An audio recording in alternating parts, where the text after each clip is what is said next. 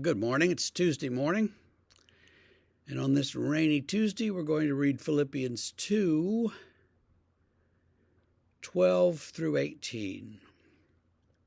Therefore, my beloved, as you have always obeyed, so now, not only as in my presence, but much more in my absence, work out your own salvation with fear and trembling. For it is God who works in you, both to will and to work for his good pleasure. Do all things without grumbling or disputing, that you may be blameless or innocent, children of God without blemish, in the midst of a crooked and twisted generation, among whom you shine as lights in the world, holding fast to the word of life, so that in the day of Christ I may be proud that I did not run in vain or labor in vain. Even if I am to be poured out as a drink offering upon the sacrificial offering of your faith, I am glad and rejoice with you all. Likewise, you also should be glad and rejoice with me. Now, there's a phrase in here. He says, work out your own salvation with fear and trembling.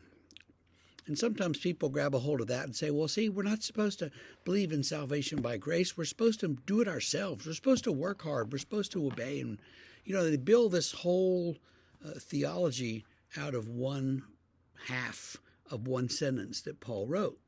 I don't think it's even half. But if you do that, then you end up with, this weird theology.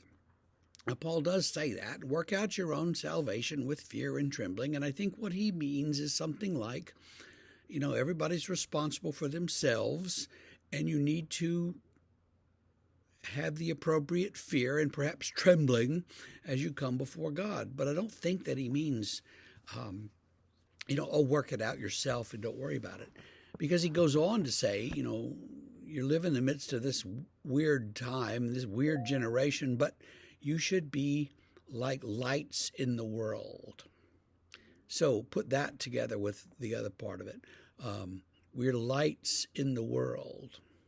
And we're supposed to work out our own salvation with fear and trembling, for it is God who works in you to will and work for God's good pleasure. So you see, God is working in us and through us, and so we are supposed to be a part of that, cooperating with that, participating in that, and moving toward that goal. And Paul says, even if I'm to be poured out as a drink offering upon the sacrificial offering of your faith, and those are all like Jewish references to things that they did in the temple that the people would recognize. So even if he's to be poured out like that, he's glad for it and rejoices with them all, and he hopes that they will be glad and rejoice with him. So we all should be glad and rejoice, and we all should obey Jesus and obey God. And Paul says, do it all without grumbling or disputing. So we don't need to be arguing all the time about everything, but just do it as though you are children of God, which in fact you are, and do it like lights shining in this dark and strange world in which we live. And surely if Paul's world was dark and strange, well, ours is too. Let's face it. And so we need to shine the light of God's love wherever and whenever we can. And sometimes that's easy, and sometimes that's very difficult. And sometimes we don't know how to do it. You got this and this and this, and so they have some good and some bad, and you don't quite know what to do. But you have to do something, and you have to keep moving forward. So let's remember what Paul says here, and and keep moving forward and keep doing what he calls us to do. I want you to do something for me this morning. I think if you look down on the lower left of whatever form you're watching this, you'll see a little heart. And if you click that heart, it means you like this video. So go ahead and click that heart. And I'm not trying to, move up my status or gain followers or any of that. We just want to know how many people are actually watching these. So if you watch this more than once in a great while, click that heart. And that way we'll know.